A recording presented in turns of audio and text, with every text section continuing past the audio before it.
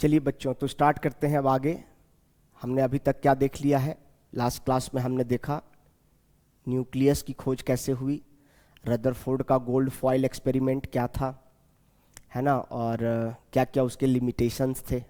अब उसको ठीक करने के लिए जिन सवालों के जवाब रदरफोर्ड नहीं दे पाए, उन सवालों के जवाब देने नील्स बोर आएंगे।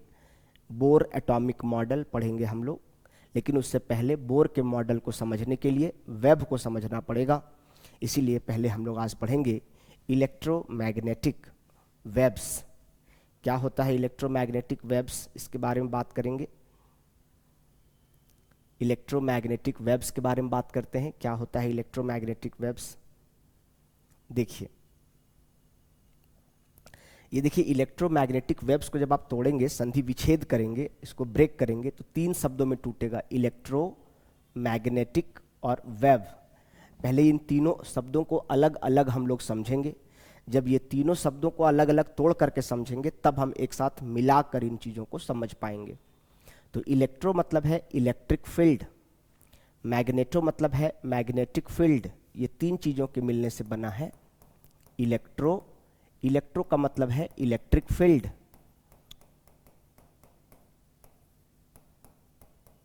मैग्नेटो, मैग्नेटिक मतलब है मैग्नेटिक फील्ड,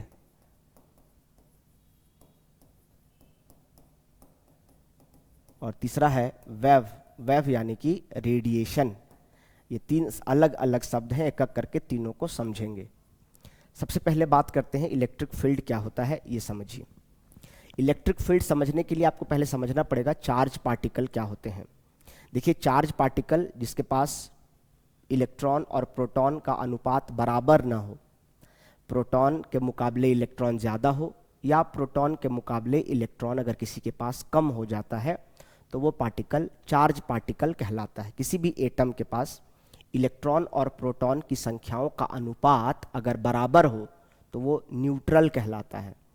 और अगर न्यूक्लियस में प्रोटॉन की संख्या के मुकाबले इलेक्ट्रॉन की संख्या ज़्यादा या इलेक्ट्रॉन की संख्या कम हो जाए उसके प्रोटॉन की संख्या के मुकाबले, तो वो आयन बन जाता है, चार्ज बन जाता है। ठीक है, तो चार्ज कहने का मतलब क्या है? Charge particle. अब इलेक्ट्रिक फील्ड समझिए क्या होता है। जब भी कोई चार्ज पार्टिकल रेस्ट में होता है, मतलब स्थिर होता है, कोई गति नहीं कर रहा होता है, तो वो चार्ज पार्टिकल अपने आसपास अपना प्रभाव छोड़ता है।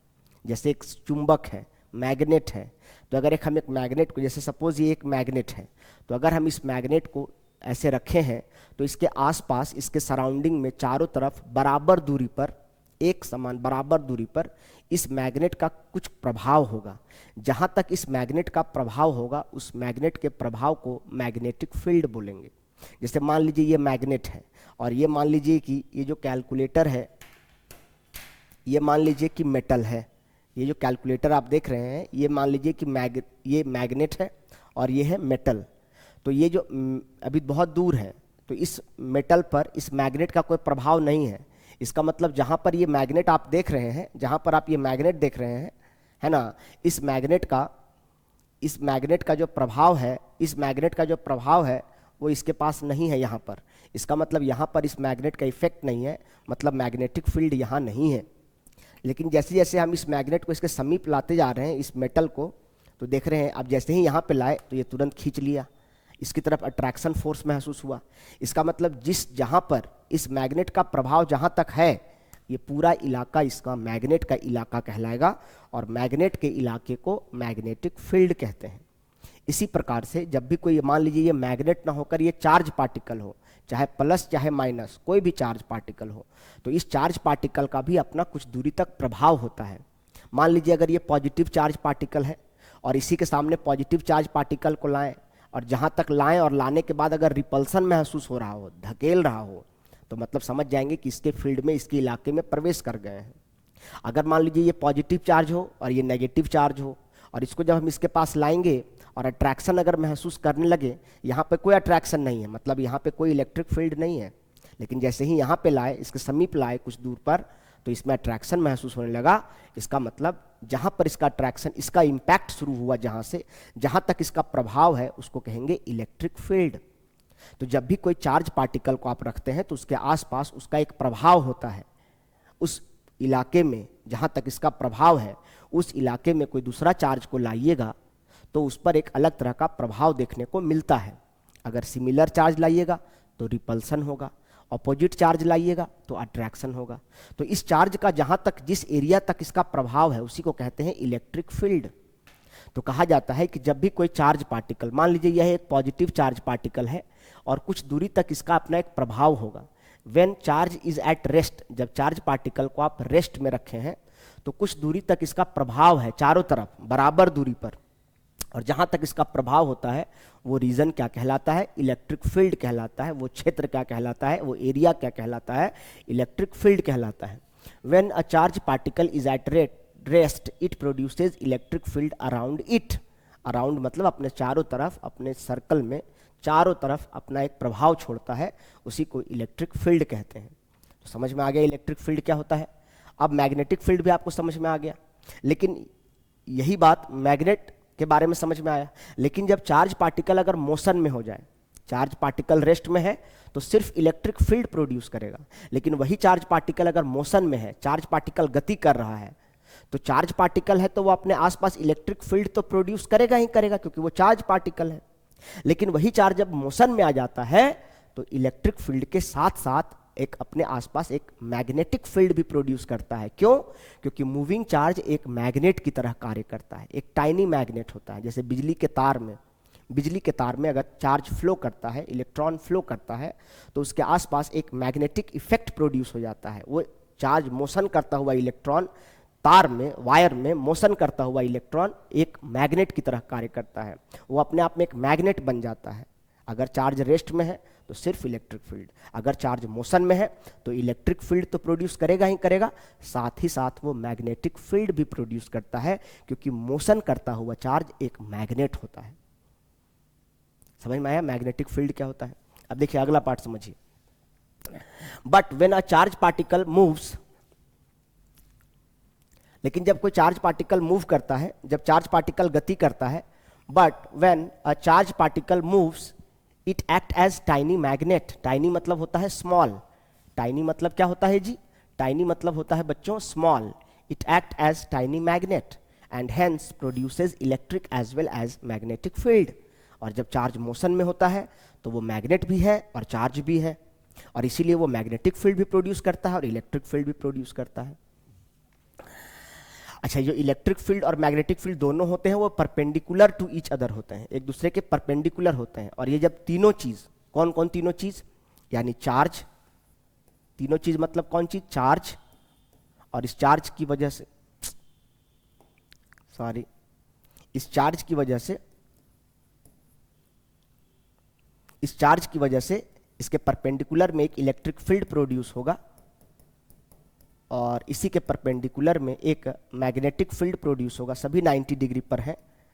तो चार्ज, इलेक्ट्रिक फील्ड और मैग्नेटिक फील्ड ये तीनों जब एक साथ चलते हैं, एक साथ गति करते हैं, जैसे मान लीजिए कि मैं चार्ज हूँ, ठीक है, मैं क्या हूँ, चार्ज हूँ, और ये जो मेरा हाथ है ये मान लीजिए इलेक्ट्रिक फील्ड है, और ये जो मेरा हाथ है ये मैग्नेटिक फील्ड है, और मैं हूँ चार्ज, ठीक है। हम तीनों एक साथ चल रहे हैं, हम तीनों एक साथ चल रहे हैं, मैं हूँ चार्ज, ये हाथ है इलेक्ट्रिक फील्ड और ये हाथ है मैग्नेटिक फील्ड। अगर हम तीनों एक साथ चल रहे हैं, एक साथ चल रहे हैं, एक साथ चल रहे हैं, तो अगर हम तीनों एक साथ चल रहे हैं, मैं यानी चार्ज, ये यानी इलेक्ट्रिक फील्ड, ये यानी मैग्नेटिक फील्ड, जब हम तीनों एक साथ चलेंगे तो हम तीनों एक साथ मिलकर क्या कहलाएंगे, इलेक्ट्रोमैग्नेटिक वेव्स कहलाएंगे, इलेक्ट्रोमैग्नेटिक रेडिएशन कहलाएंगे।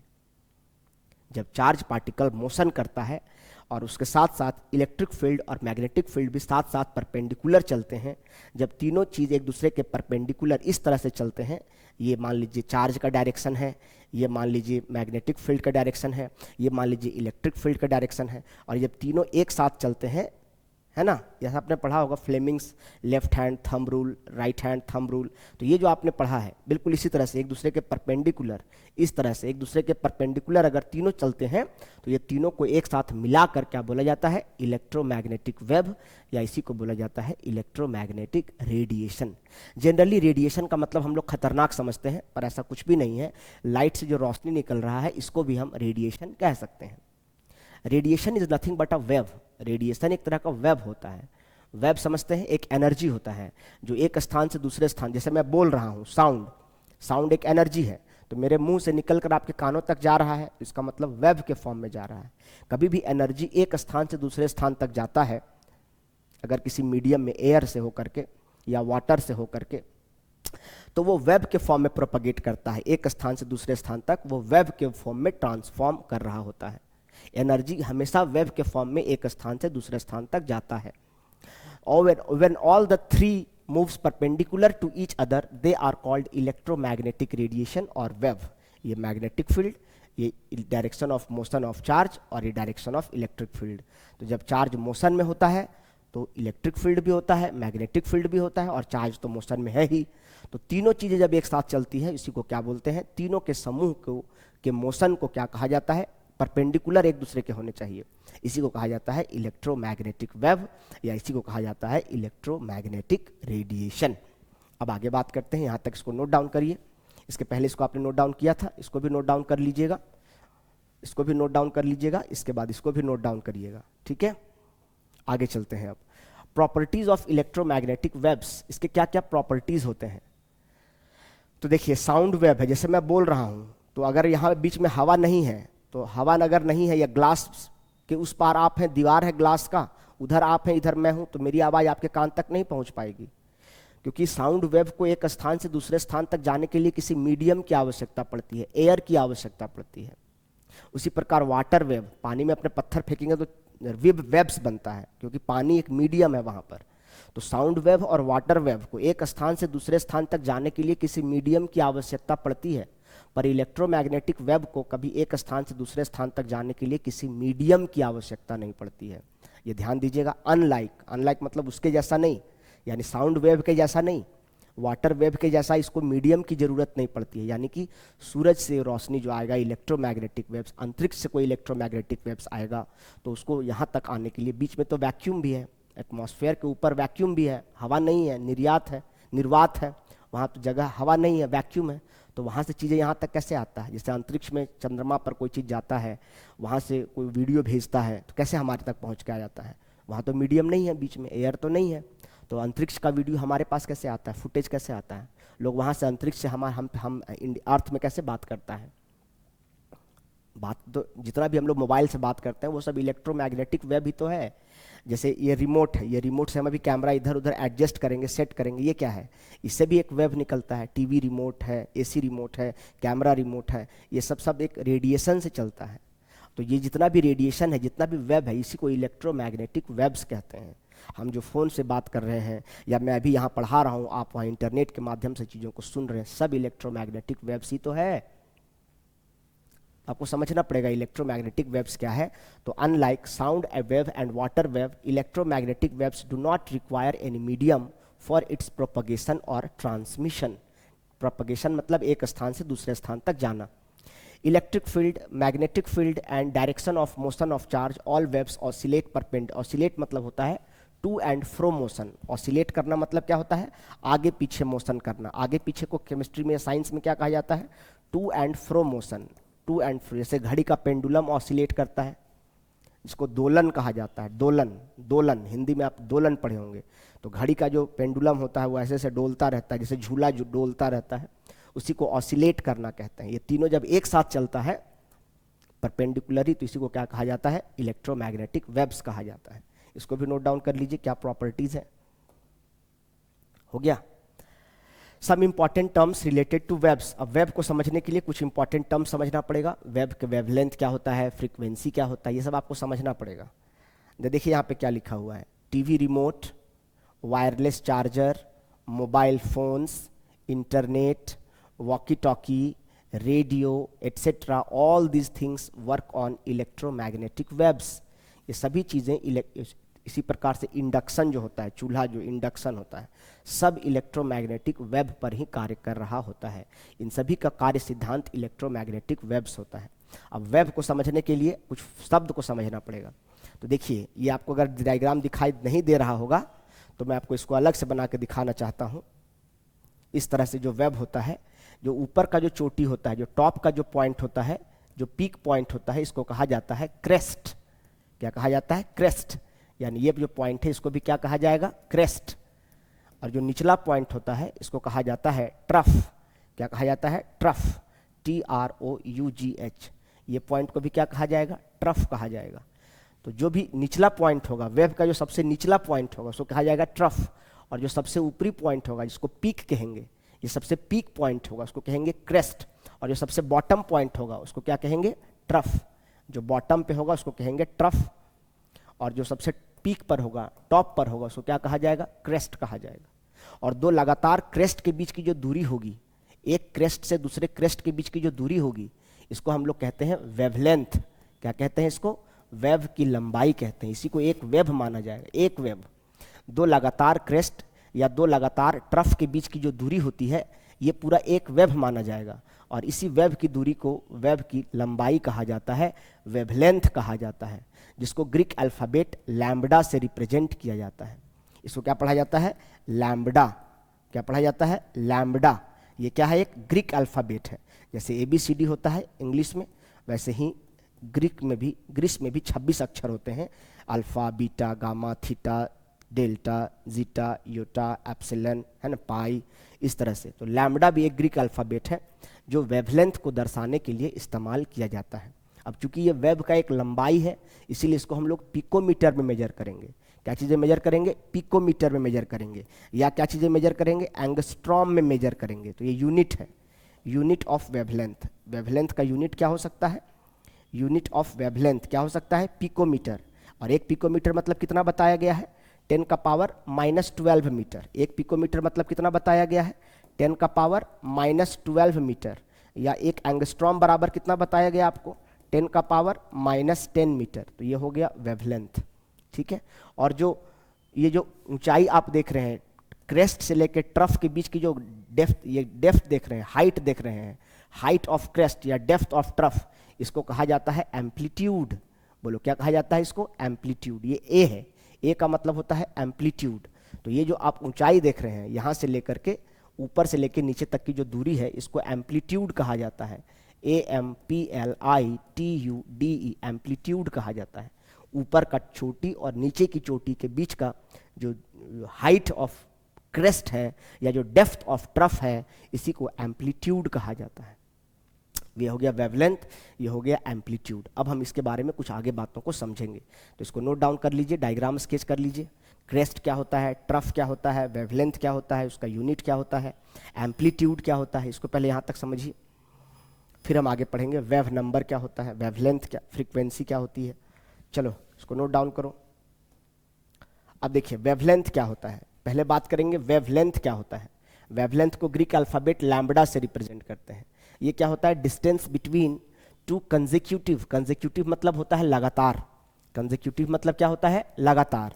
कंसेक्यूटिव का मतलब होता है लगातार, यानी दो लगातार क्रेस्ट या दो लगातार ट्रफ के बीच की दूरी को वेवलेंथ कहा जाता है। It is expressed in nanometer और इन एंगस्ट्रॉम। दूसरा चीज क्या है? एम्पलीट्यूड। हाइट ऑफ क्रेस्ट और depth of trough is called amplitude of the wave. इसको भी नोट डाउन कर लीजिए, ये डेफिनेशन लिखा हुआ है वेवलेंथ का और एम्पलीट्यूड का। अब इसके बाद दूसरे डेफिनेशन के बारे में डिस्कस करेंगे। डायग्राम बनाने के बाद, ये डायग्राम बनाने के बाद डेफिनेशन लिखेंगे वेवलेंथ क्या होता है और एम्पलीट्यूड क्या होता है। आगे चलेंगे इसके बाद। अब तीसरा पढ़ेंगे वेव नंबर। क्या पढ़ेंगे? Wave number. इसको हम लोग वी बार पढ़ते हैं। क्या पढ़ते हैं? वी बार। ये ऐसे लिखेंगे, भी लिखकर एक ऊपर में एक लाइन खींच देंगे, इसको पढ़ा जाएगा वी बार।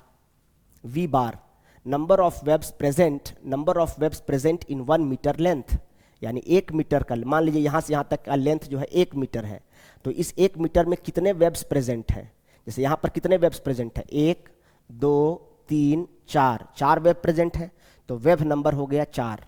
तो वेव नंबर का मतलब है कि 1 मीटर लेंथ में, 1 मीटर लेंथ में कितने नंबर ऑफ वेब्स प्रेजेंट है। जैसे यहाँ पर हमने 1 मीटर लेंथ मान लो, इसको मान लिया, तो 1 मीटर लेंथ में हमने कितना वेव देखा? यहाँ पर 4 वेव देखा। 1 वेव, 2 वेव, 3 वेव, 4 वेव। तो 1 मीटर में 4 वेव प्रेजेंट है, यानी वेव नंबर कितना हो गया? 4 हो गया। तो वेव नंबर क्या होता है? Number of waves present in 1 metre length is called wave number. या फिर इसको आप ऐसे भी कह सकते हैं, inverse of wave length is called wave number. Inverse of मतलब देखिए, अगर मान लीजिए कि वेव पतला पतला है, ऐसे ऐसे वेव है, तो 1 मीटर में ज़्यादा वेव आएगा। लेकिन अगर मान लीजिए कि वेव ऐसा ऐसा है, तो 1 मीटर में कम वेव आएगा कि नहीं आएगा? तो अगर वेवलेंथ ज़्यादा है, अगर वेवलेंथ ज़्यादा है तो वेवलेंथ ज़्यादा रहेगा तो वेव नंबर क्या होगा? कम हो जाएगा। और अगर वेवलेंथ कम है, यहाँ से यहाँ तक को वेवलेंथ कहते हैं, तो अगर वेवलेंथ कम है तो वेव नंबर क्या हो जाएगा? ज़्यादा हो जाएगा।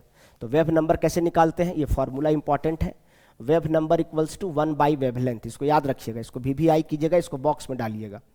वेव नंबर से न्यूमेरिकल पूछा जाएगा। वेव नंबर कैसे निकाला जाता है? तो 1 बाई वेवलेंथ करके नंबर ऑफ वेव नंबर निकाला जाता है। ठीक है, इसको लिख करके बॉक्स में डालिएगा। Wave number equals to 1 by wavelength. अब चौथा चीज़ है फ्रीक्वेंसी कैसे निकालते हैं? फ्रीक्वेंसी, फ्रीक्वेंसी का मतलब है number of waves Passage through any point in 1 second. 1 second में कितना बार वेव ऊपर नीचे हुआ, 1 सेकेंड में कितना वेव पास किया एक पॉइंट से। मान लीजिए ये एक पॉइंट है, इससे 1 सेकेंड में कितना बार वेव ऊपर नीचे हुआ, कितना वेव पास किया 1 सेकेंड में, उसी को फ्रीक्वेंसी ऑफ वेव कहा जाता है। फ्रीक्वेंसी मतलब बारंबारता, 1 सेकेंड में कितना बार ऊपर नीचे हुआ, 1 सेकेंड में कितना वेव पास किया एक पॉइंट से, उसी को कहा जाता है फ्रीक्वेंसी ऑफ द वेव। और फ्रीक्वेंसी इक्वल्स टू क्या होता है? 1 बाई टाइम। और फ्रीक्वेंसी को हम लोग रिप्रेजेंट करते हैं ऐसे, भी जैसा लिखना है। इसको क्या पढ़ा जाता है? न्यू। क्या पढ़ा जाता है? इसको न्यू पढ़ा जाता है। फ्रीक्वेंसी को न्यू लिखते हैं, ऐसे न्यू लिखा जाता है। न्यू, न्यू जो होता है इसको कहते हैं 1 बाई टाइम। जितना अगर फ्रीक्वेंसी ज़्यादा रहेगा तो टाइम कम लगेगा, अगर फ्रीक्वेंसी कम रहेगा तो टाइम ज़्यादा लगेगा। तो फ्रीक्वेंसी और टाइम में इन्वर्स का रिलेशन है। अगर आप जल्दी जल्दी चलेंगे तो कहीं तक पहुंचने में आपको समय कम लगेगा। अगर आप धीरे धीरे चलेंगे यानी आपकी फ्रीक्वेंसी कम होगी तो टाइम ज़्यादा लगेगा। तो फ्रीक्वेंसी और टाइम एक दूसरे के ऑपोजिट होते हैं। ठीक है, तो इसको भी लिख लीजिएगा, बॉक्स में डालिएगा। Frequency equals to 1 by time. Frequency को हम लोग क्या चीज़ें मेजर करते हैं? हर्ज में मेजर करते हैं। यूनिट ऑफ फ्रीक्वेंसी इज हर्ज। हर्ज, हर्ज साइंटिस्ट का नाम है। या सेकेंड इनवर्स। सेकेंड इनवर्स कहाँ से आया? तो अभी आपको क्या बोला गया? फ्रीक्वेंसी इक्वल्स टू क्या होता है? 1 बाई टाइम। और टाइम का यूनिट क्या होता है? सेकेंड।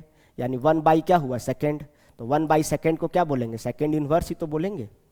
तो इसका यूनिट हर्ज भी होगा या सेकेंड इनवर्स भी होगा। On moving left to right frequency of wave decreasing. इस लाइन का यहाँ कोई मतलब नहीं है, पर हम आगे बात करेंगे। अभी इसका मतलब क्या है समझिएगा। इलेक्ट्रोमैग्नेट, इस लाइन का भी यहाँ कोई सेंस नहीं है। इस लाइन का मतलब भी आगे समझ में आएगा। अब हम पढ़ते हैं टाइप्स। इस लाइन का भी यहाँ कोई मतलब नहीं है। चलिए आगे चलते। इस लाइन को मत लिखिएगा, पहले यहाँ तक लिखिए आप, इसको अभी यहाँ ज़रूरत नहीं है, इसके आगे ज़रूरत आएगा। अब आगे पढ़ते हैं वेलोसिटी ऑफ वेव। वेलोसिटी को हम लोग 5वां definition, velocity of wave, velocity को c से रिप्रेजेंट करते हैं। और आप जानते हैं स्पीड इक्वल टू क्या होता है? Distance by time. तो स्पीड को अगर टाइम से गुना कर देंगे तो क्या निकल जाएगा? Distance. Speed equal to distance by time. अगर हमको यहाँ से डिस्टेंस निकालना है तो c इंटू 1 बाई टाइम। और 1 बाई टाइम क्या होता है? फ्रीक्वेंसी होता है। तो c इक्वल्स टू क्या हो गया? 1 बाई लैम्डा। नहीं समझे? डिस्टेंस, अच्छा क्या हम इस डिस्टेंस बाई टाइम को ऐसा लिख सकते हैं? ये कहने का मतलब है कि डिस्टेंस बाई टाइम को हम लिख सकते हैं क्या? Distance into 1 by time? नहीं लिख सकते हैं। और 1 बाई टाइम को, डिस्टेंस को यहाँ पे क्या बोल रहे हैं? वेवलेंथ। डिस्टेंस को क्या बोल रहे हैं? वेवलेंथ। और टाइम, 1 बाई टाइम को क्या बोल रहे हैं? फ्रीक्वेंसी। 1 बाई टाइम क्या बोल रहे हैं? फ्रीक्वेंसी। तो वेवलेंथ क्या हो गया? लैम्डा। फ्रीक्वेंसी क्या हो गया? न्यू। और वेलोसिटी क्या हो गया? c। तो क्या फॉर्मूला निकल के आया? c equals to lambda into nu निकल के आया। अरे भैया speed equal to distance by time होता है ना, तो डिस्टेंस बाई टाइम को क्या हम डिस्टेंस इंटू 1 बाई टाइम नहीं लिख सकते हैं? लिख सकते हैं ना। और डिस्टेंस का मतलब यहाँ पर क्या है? वेवलेंथ है। तो डिस्टेंस का मतलब हुआ वेवलेंथ, और 1 बाई टाइम का मतलब क्या हुआ? फ्रीक्वेंसी। वेवलेंथ को रिप्रेजेंट करते हैं लैम्डा से और फ्रीक्वेंसी को रिप्रेजेंट करते हैं न्यू से। तो लैम्डा इंटू न्यू क्या निकल के आया? c निकल के आया, इसलिए आया c equals to nu lambda. तो ये कहाँ से आया? डिटेल में यहाँ पे एक्सप्लेन किया गया है कि ये यहाँ से आया। द वेलोसिटी ऑफ वेव, अगर क्वेश्चन में दिया है तो ठीक है, नहीं तो वेलोसिटी ऑफ वेव जनरली क्या होता है? स्पीड ऑफ लाइट के बराबर होता है। जब भी कभी क्वेश्चन में वेलोसिटी ऑफ वेव ना दिया हो या वेलोसिटी ऑफ वेव के बारे में कुछ भी नहीं बोला हो और आपको ज़रूरत पड़ रहा हो, तो आप वेलोसिटी ऑफ वेव को स्पीड ऑफ लाइट के बराबर समझ सकते हैं। वेलोसिटी ऑफ वेव क्या होता है? Speed of light. और स्पीड ऑफ लाइट क्या होता है? 3 इंटू 10⁸ मीटर पर सेकेंड। ठीक है। Number of waves passing through any point in 1 second is called velocity of wave. Number of wave passing through any point in 1 second is called velocity. नहीं, इसको तो frequency कहते हैं। Number of waves passing through any point in 1 second is called frequency of wave.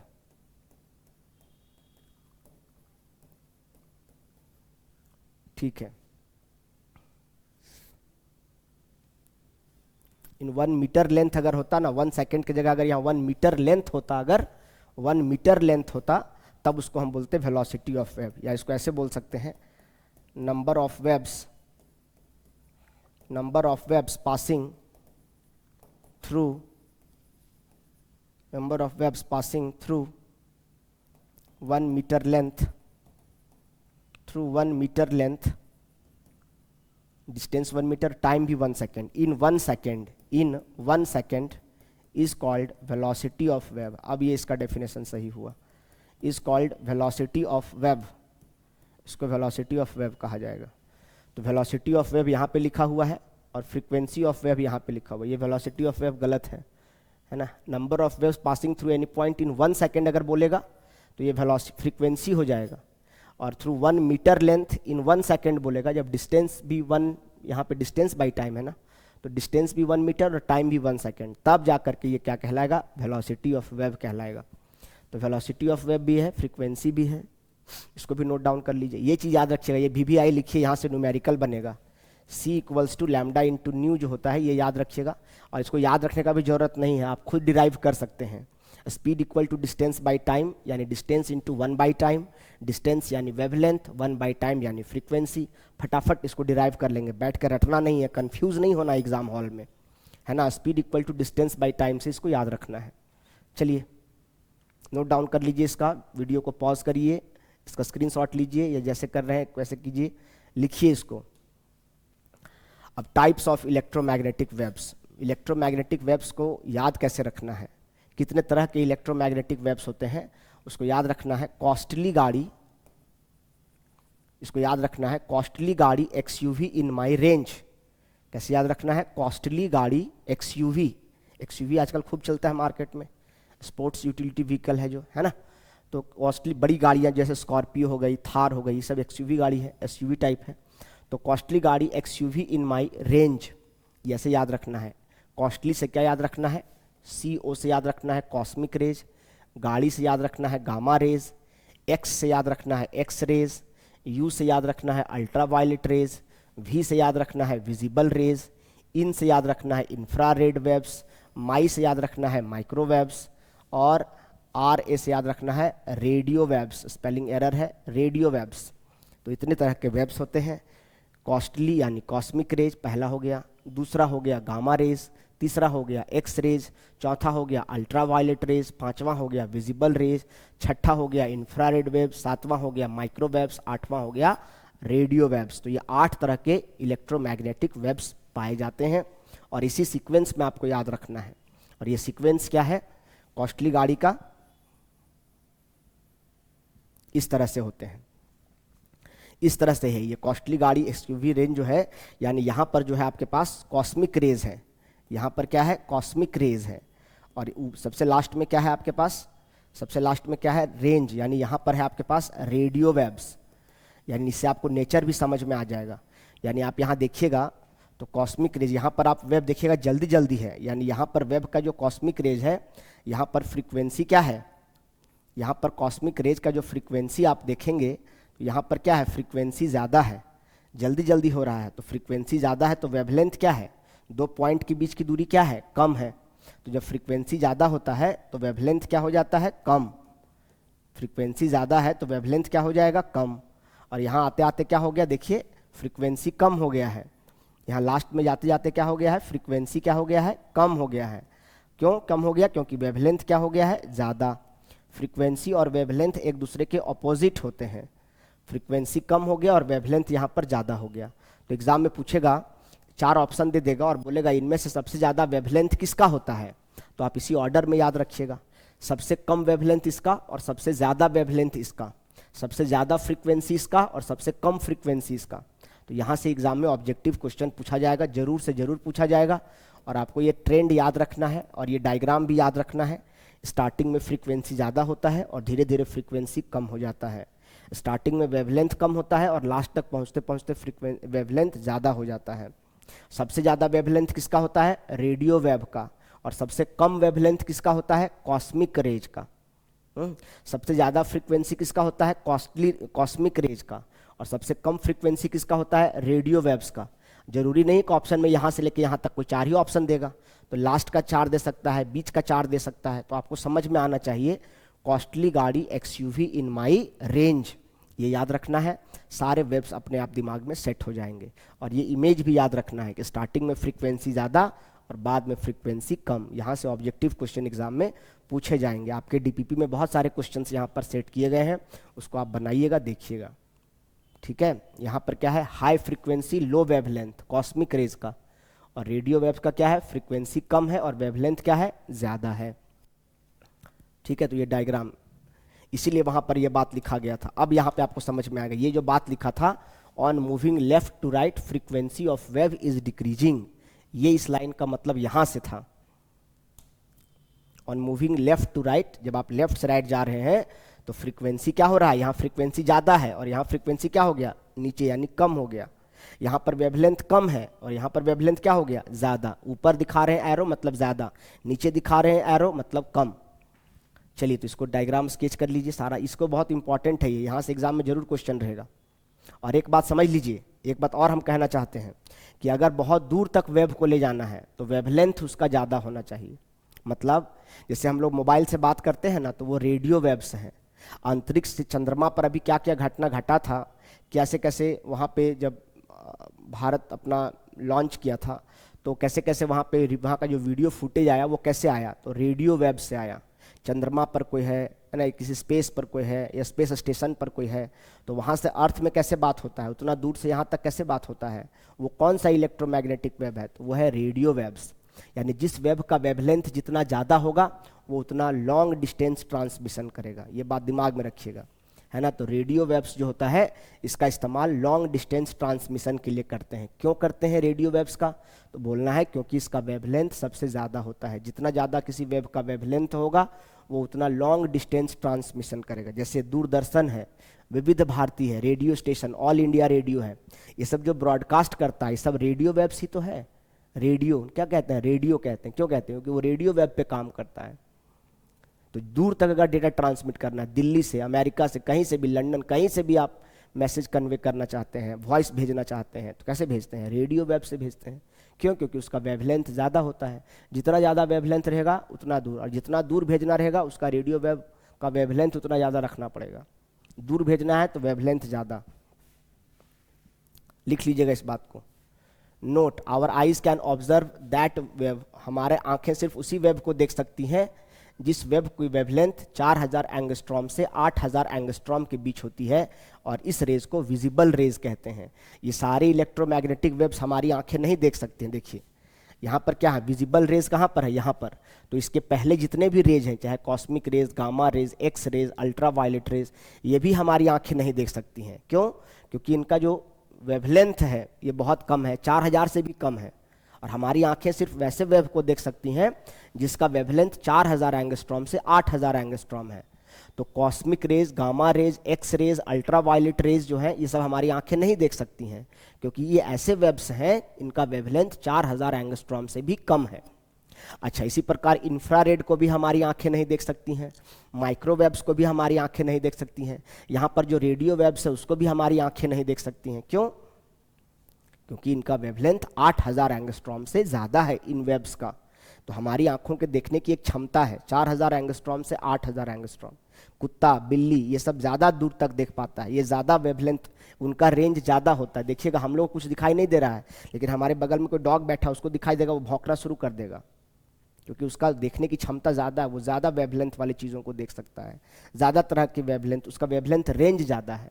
कम भी है, ज़्यादा range होने के कारण वो ज़्यादातर चीज़ों को देख पाता है, ज़्यादा कलर्स को देख पाता है। हम लोग उतना कलर नहीं देख पाते हैं, वो लोग रात में भी चल लेता है, हम लोग रात में नहीं चल पाते हैं। तो उनके देखने, सुनने, समझने की क्षमता ज़्यादा होती है। ठीक है, और एक बात और यहाँ पे कहीं लिख लीजिएगा, for long distance transmission that waves which have higher wavelength, waves which has higher wavelength, वैसे वेव्स जिनका वेवलेंथ हायर होता है, waves which has higher wavelength are generally used for long distance transmission, are generally used for long distance transmission। अगर लंबी दूरी तय करनी है, लंबा दूरी तक मैसेज कन्वे करना है, डेटा ट्रांसमिट करना है, एक स्थान से दूसरे स्थान तक भेजना है जो दूरी बहुत ज़्यादा है, तब उसके लिए हम कैसे वेव का चुनाव करेंगे? वैसे वेव का जिसका वेवलेंथ क्या होता है? ज़्यादा होता है। ठीक है, तो यहाँ विबग्योर, अब विबग्योर में भी देखिएगा violet, indigo, blue, green, yellow, orange, red है। तो यहाँ पर रेड देखिएगा डेंजर का साइन होता है, रेड कलर। क्यों? क्योंकि लेफ्ट से राइट जाने पर अभी आप क्या सीखे कि लेफ्ट से राइट जाने पर क्या होता है? वेवलेंथ बढ़ता है। तो रेड का वेवलेंथ ज़्यादा होता है, रेड का, ये रेड कलर है, रेड कलर का वेवलेंथ ज़्यादा होता है, मैक्सिमम वेवलेंथ होता है, और इसी कारण से so can be observe from air, नहीं from far, from very far apart, from far distance, दूर से भी आपको दिखाई दे देता है रेड। क्यों? क्योंकि इसका वेवलेंथ ज़्यादा होता है। तो जिस वेव का वेवलेंथ, इसलिए तो डेंजर का साइन होता है ना, क्योंकि जिस वेव का वेवलेंथ ज़्यादा रहेगा वो ज़्यादा दूर से दिखाई देगा, वो ज़्यादा लॉन्ग डिस्टेंस ट्रांसमिशन कर पाएगा। और वायलेट है, ये 7 रंग कौन कौन से हैं विबग्योर में? भी का मतलब क्या है? वायलेट। आई का मतलब क्या है? इंडिगो, है ना। बी का मतलब क्या है? ब्लू। जी का मतलब क्या है? ग्रीन। वाई का मतलब क्या है? येलो। ओ का मतलब क्या है? ऑरेंज। और आर का मतलब क्या है? रेड। सबसे ज़्यादा वेवलेंथ किसका? रेड का। और सबसे कम वेवलेंथ किसका? सबसे शॉर्टेस्ट वेवलेंथ किसका होगा? तो वायलेट का। यानी ज़्यादा दूर तक ये नहीं जा पाएगा, बहुत कम दूर से ही दिखाई देगा, ज़्यादा दूर से नहीं दिखाई देगा, शॉर्टेस्ट वेवलेंथ। जबकि रेड का क्या होगा? Longest wavelength. रेड का वेवलेंथ सबसे ज़्यादा होता है और इसी कारण से ये दूर से दिखाई देता है, और इसी कारण से red light as a danger का साइन इस्तेमाल किया जाता है। ये भी बात समझने की है, ठीक है। और इसी प्रकार एग्जाम्पल रेडियो वेव, इसका एग्जाम्पल लिख लीजिएगा, रेडियो वेव्स। रेडियो वेव्स का एग्जाम्पल हम लोग करते हैं for long distance transmission. Radio waves used in space mission, space mission यानी स्पेस मिशन पे अगर हमको कन्वे करना है, एंड मोबाइल नेटवर्क्स, मोबाइल का जो नेटवर्क होता है, मोबाइल नेटवर्क, टीवी, रेडियो, ये सब में जितना भी सिग्नल होता है, इन सब में रेडियो वेव्स काम करता रहता है, क्योंकि ये बहुत दूर तक डेटा ट्रांसमिट करते हैं। Radio waves used in space mission and mobile network, TV, radio, इन सब में रेडियो वेव्स का इस्तेमाल होता है। ठीक है, लिख लीजिए इसको भी, सब बात को लिखिए, जब बहुत काम का चीज़ है। चलिए नोट, गामा रेज आर, अब कौन कौन से रेज का यूज भी हमारी जिंदगी में क्या है? Gamma rays are used for cancer treatment, visible rays are used for illumination, चीज़ों को देखने के लिए, X rays are used for medical pictures. यू सब देख लीजिए क्या है इसका यूज, क्या है उसको भी आप देख लीजिए।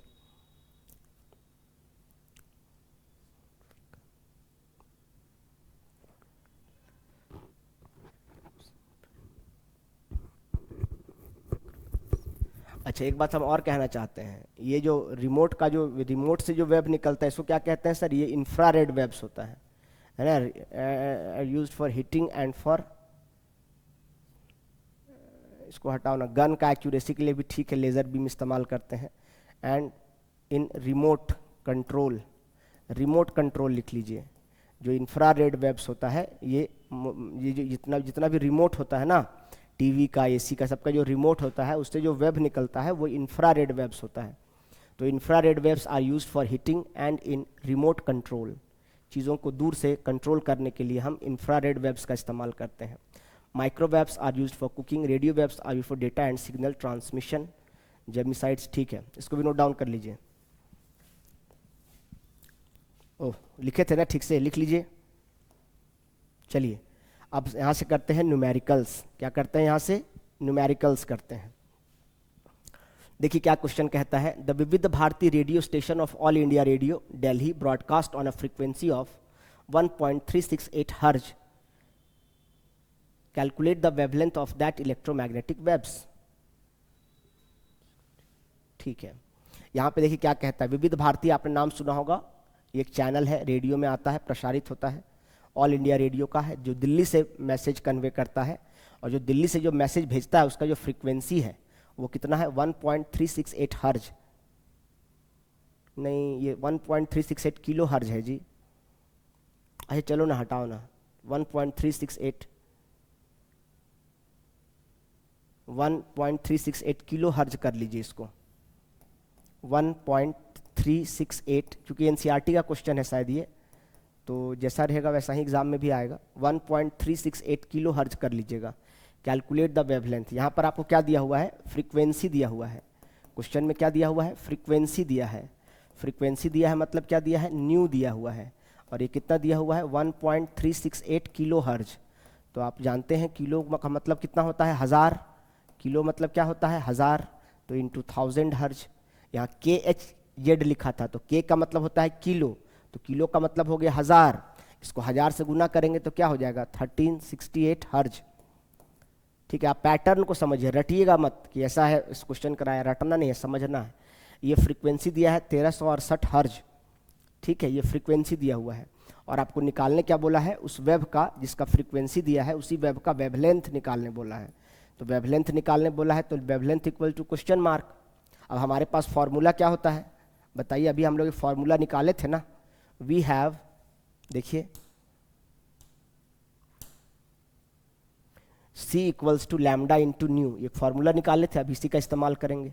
C equals to lambda into nu, यही फॉर्मूला यूज करेंगे, C equals to lambda into nu. यहाँ से आपको क्या निकालना है, लैम्डा निकालना है। क्या निकालना है, लैम्डा निकालना है। तो बताइए लैम्डा इक्वल्स टू क्या हो जाएगा, C बाई न्यू कर देंगे। नहीं, अरे यार न्यू डिवाइड मल्टीप्लाई में इधर आके कहाँ चला जाएगा, डिवाइड में नहीं चला जाएगा। तो क्या हो गया, C by nu equals to क्या हो जाएगा, लैम्डा। तो आपको लैम्डा निकालना है, तो लैम्डा इक्वल्स टू क्या हो गया, C अपॉन न्यू। और C का मतलब क्या है, वेलोसिटी ऑफ वेव। C का मतलब क्या है, velocity of wave. Velocity of wave अगर क्वेश्चन में नहीं दिया रहेगा तो सर क्या बोले थे, स्पीड ऑफ लाइट ले लेने के लिए। और न्यू का मतलब क्या होता है, फ्रीक्वेंसी ऑफ वेव। न्यू का मतलब क्या होता है, फ्रीक्वेंसी ऑफ वेव। तो बताइए जरा, बताइए क्या वैल्यू दिया हुआ है। तो लैम्डा इक्वल्स टू क्या हो जाएगा, वेलोसिटी ऑफ वेव नहीं दिया है, तो सर क्या बोले, 3 × 10⁸ मीटर पर सेकेंड लेने के लिए। और फ्रीक्वेंसी कितना दिया हुआ है, 1368 हर्ज। क्या हम हर्ज को लिख सकते हैं सेकेंड इनवर्स, क्या हम हर्ज को लिख सकते हैं, अरे भैया हर्ज को ही सेकेंड इनवर्स कहते हैं ना, हर्ज को ही क्या कहते हैं, सेकेंड इनवर्स। क्यों, क्योंकि फ्रीक्वेंसी इक्वल्स टू क्या होता है, 1/टाइम, और 1/टाइम का मतलब क्या हुआ, 1/सेकेंड। तो 1/सेकेंड का मतलब क्या हुआ, सेकेंड इनवर्स। तो पर सेकेंड से सेकेंड इनवर्स कट जाएगा, तो बचेगा क्या बताइए, यहाँ पर बच गया 3 × 10⁸, और नीचे क्या बच गया, 1368। अब इसको सॉल्व करने में नानी याद आ जाता है आप लोग को। क्यों इसको सॉल्व करने में दिक्कत है भैया, देखो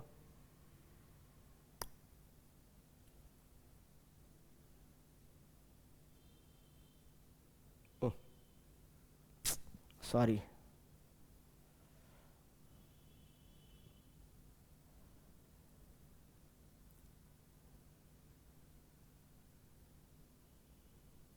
ठीक है। देखिए अब इसको सॉल्व करने में पहाड़ क्यों लगता है आपको, क्या हम इसको ऐसे लिख सकते हैं क्या, 3000 × 10⁵ डिवाइडेड बाई 1368, नहीं समझ पाए।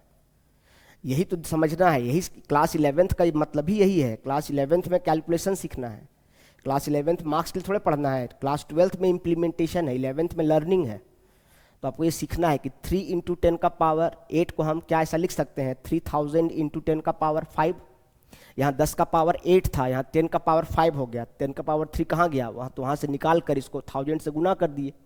10⁵ मतलब 1000 होता है ना, तो यहाँ से 1000 निकाल दिए, तो 1000 निकाल दिए तो कितना बचा, 10⁸ से 10⁵ निकल के 10⁵ ही तो बचा। 10⁸ से 10⁵ निकल गया तो 10⁵ ही ना बचा। तो यहाँ पे क्या हो गया, 10⁵। अब तो डिवाइड हो जाएगा कि नहीं डिवाइड हो जाएगा, तो अब इसको हाथ से भी डिवाइड कर सकते हैं। तो 1300 लगभग 1400 मान लो, 1368 को 1400 मान लो, तो लगभग 2 से पढ़ेंगे तो 2 पॉइंट समथिंग आएगा कि नहीं आएगा आंसर। तो 1368 को अगर डिवाइड करेंगे, 1368 divided by 3000 divided by 1368, exact value क्या आएगा, 2.19। इसका वैल्यू आ रहा है 2.19 × 10⁵। और सेकेंड कट गया तो बचा क्या, मीटर। तो ये हो गया मीटर। देखिए कितना लंबा वेवलेंथ आ रहा है, खतरनाक। आप समझ रहे हैं कितना आ रहा है। सो इसको अगर इसको सॉल्व करेंगे तो वैल्यू कितना आ रहा है, देखिए 100 से गुना किए तो हो गया 219 किलोमीटर। सोचिए इतना 219 किलोमीटर का एक वेव आ रहा है। जो दिल्ली से ऑल इंडिया रेडियो जो वेब भेज रहा है, वो एक वेब, समझ रहे हैं, एक बार में एक वेब 220 किलोमीटर का एक वेब है। कितना बड़ा वेब है सोचिए। इतने बड़े बड़े वेव्स हैं, वेवलेंथ कितना ज़्यादा है तब ना उतना दूर तक डेटा ट्रांसमिट करता है। तो इसको प्रैक्टिकली समझना है कि ये 219 किलोमीटर कैसे हुआ सर। तो 10 का पावर 5 से 100 निकाल के इसको गुना किए 219 हो गया। अब यहाँ बचा क्या, जब 10 का पावर 5 से 10 का पावर 2 निकाल लिए 10 का पावर 3 बचा, और 3 का मतलब 1000 होता है, 1000 मतलब किलो होता है। तो यहाँ मीटर था वहाँ किलोमीटर भी तो हो गया, नहीं समझे। तो यहाँ 219 किलोमीटर हुआ, एक वेव की वेवलेंथ 219 किलोमीटर है, समझते हैं। सीधा यहाँ से समझ लीजिए क्या जमशेदपुर, एक वेब इतना लंबा लंबा रांची से जमशेदपुर लगभग दूरी है, तो इतना डिस्टेंस आप सीधा आप ट्रैवल करते हैं, एक वेब यहाँ से इतना लंबा लंबा वेब है। तो इसको नोट डाउन करिए, कैसे सॉल्व करना है समझ में आया। न्यू दिया था, लैम्डा निकालना था, सी नहीं दिया था, वेलोसिटी ऑफ वेव हम अपनी मर्जी से लिए। वेलोसिटी ऑफ वेव अगर नहीं दिया रहेगा तो ये किसके बराबर होता है, equal to speed of light होता है। तो अगर क्वेश्चन में नहीं दिया हो तो अपनी मर्जी से आप इसको स्पीड ऑफ लाइट के बराबर ले सकते हैं। स्पीड ऑफ लाइट कितना है, 3 × 10 का पावर 8 मीटर पर सेकेंड होता है, ये पहले ही आपको बता दिया गया है। चलिए इसको नोट डाउन कर लीजिए, स्क्रीनशॉट लीजिए, अगर नहीं समझ में आया तो पूछिएगा सवाल, डाउट, इसका स्क्रीनशॉट ले लीजिए। फॉर्मूला, ये सब फॉर्मूला यूज करना है, ठीक है, ये फॉर्मूला यूज करना है। न्यू इक्वल्स टू ये फॉर्मूला हो गया, वेव नंबर, ये सब फॉर्मूला यूज करना है। अब दूसरा क्वेश्चन कहता है the wavelength of violet and red colour is, as नहीं, इज देखिए आपको क्या क्या दिया है, एक आपको दिया है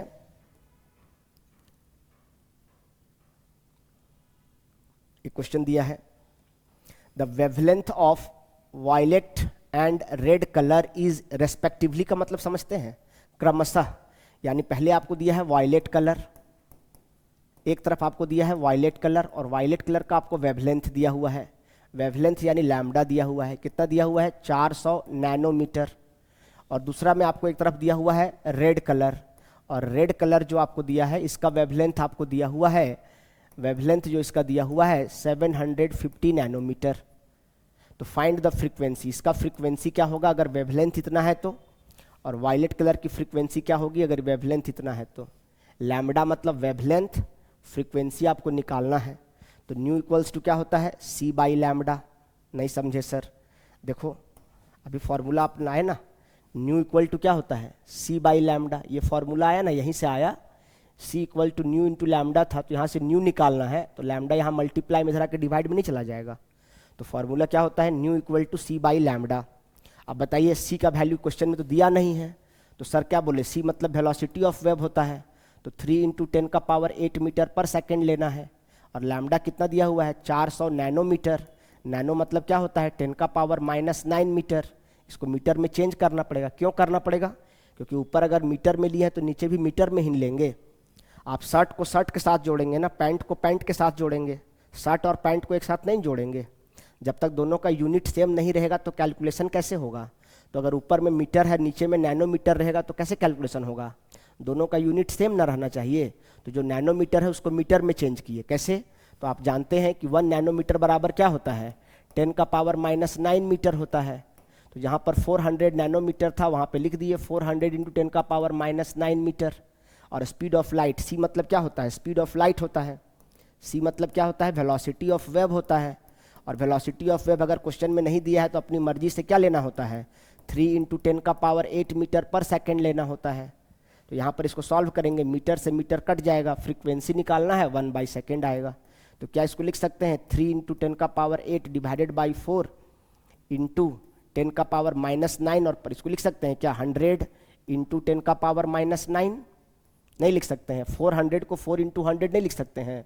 अब 100 का मतलब 10 का पावर कितना होता है +2, तो 10 का पावर 2 और 10 का पावर -9, 3 × 10 का पावर 8 डिवाइडेड बाई 4 × 10 का पावर -9 +2, नहीं समझे। अरे यार 100 को 10 का पावर 2 नहीं लिख सकते हैं, तो इसका पावर 2 इसका पावर -9, तो 2 में से गया 9, कितना बचेगा -7, ऊपर जाकर क्या हो जाएगा +7, तो क्या हो जाएगा इंटू 10 का पावर 8 +7, -9 +2 -7, ऊपर जाकर क्या हो गया +7।